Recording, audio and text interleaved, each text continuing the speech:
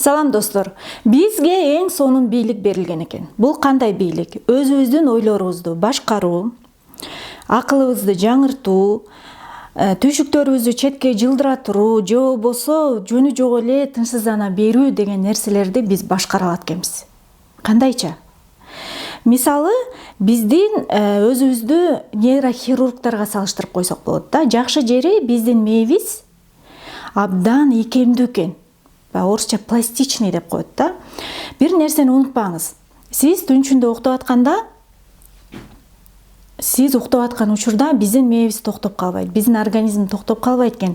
Биздин мээбизде көптөгөн жаңы клеткалар пайда болот.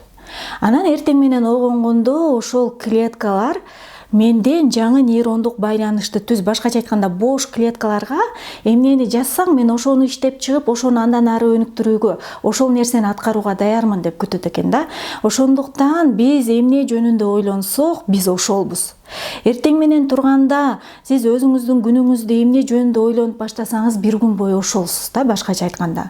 Ошондуктан мен буга чейин бир видеолордо айткам, бир сутка уктабай калган адамдын IQ-су, интеллекттин коэффициенти, башкача айтканда, абдан төмөндөйт деп айткам да. Бул бир доза марихуана чеккен адамдын IQ-су кандай түшсө, бир сутка уктай албай калган адамдын жана интернетте отурган адамдын да IQ-су ошондой түшөт экен да.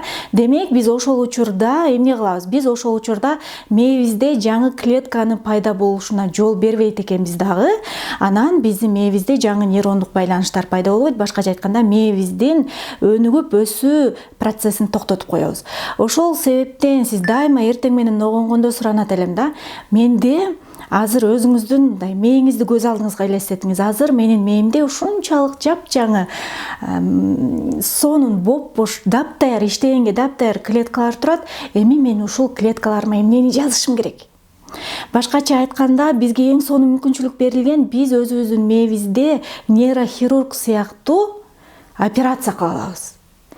Кантип? Ойлорубуз менен. Жакшы ойлонсоң, жакшы ойлорду ойлонсоң, жакшы чечимдер чыгат. Жакшы чечимдерди чыгарган адамдын ден соолугу да жакшы болот. Эгер жаман ойлорду ойлонсоң, жаман чечимдер чыгат. Жаман чечимдер чыккан адам дайыма стресс, депрессия, кайгыда жүрүп, анын ден соолугу дагы жаман болот экен. Сизде мындай суроо болушу мүмкүн да. Эми кантип ойлорумду оңдой алам? Жашоо кыйын болуп атпайбы? Мен түшкөн кырдаалдын баары кыйын болуп атпайбы? Мындай чыксаң эле негатив депчи. Албетте, мен буга кошулам. Биз менен болуп жаткан кырдаалдарды, чөйрөбүздө болуп жаткан окуяларды, бизге адамдардын кылган мамилесин өзгөртө албайбыз. Биз аларга таасир бере албайбыз. Бирок сиз өзүңүздүн ошол нерсеге карата мамилеңизди өзгөртө аласыз. Ошол нерсеге карата өзүңүздүн оюңузду өзгөртө аласыз.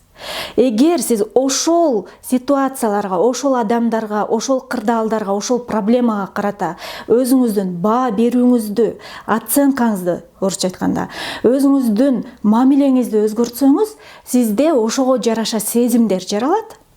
Демек, ойдон сезимдер жаралат. Буга чейин дагы сүйлөшкөнбүз да. Демек, сиз унутпаңыз. Өзүңүздүн ойлоруңуздун башкаруучусу, өзүңүздүн ойлоруңузду жолго салуучу, өзүңүздүн ойлоруңузду тескөөчү сизсиз, жана бул сиздин колуңуздан келет. Ал эми мен колуман келбейт, мен ойлорумду башкара албай атам, дайыма эле негативдүү ойлонуп атам, мен ошо ойлордун артынан эмоция калтырып атам деген мен түз эле бетиңиздерге эле айткым келет. Бул өзүбүздү өзүбүз актоо да. Бул өзүбүз менен иштешкибиз келбеген адамдар ушинтип айтабыз. Өзүбүз баягы жалкоолук, негизи биздин мээ табиятынан жалкоо. Ушул биздин органдардын арасынан мээ абдан жалкоо да. Дайыма оңой жолун издейт, дайыма кылгысы келбейт, дайыма бир актануу издейт, бизди калп сооротот, өзүбүздү ушул жерде алдайбыз. Ошондуктан мен айтат элем, унутпайлы, биздин ойлорубуз кандай болсо, биз ошолбуз, жана ойлордун башкаруучусу өзүбүзбүз.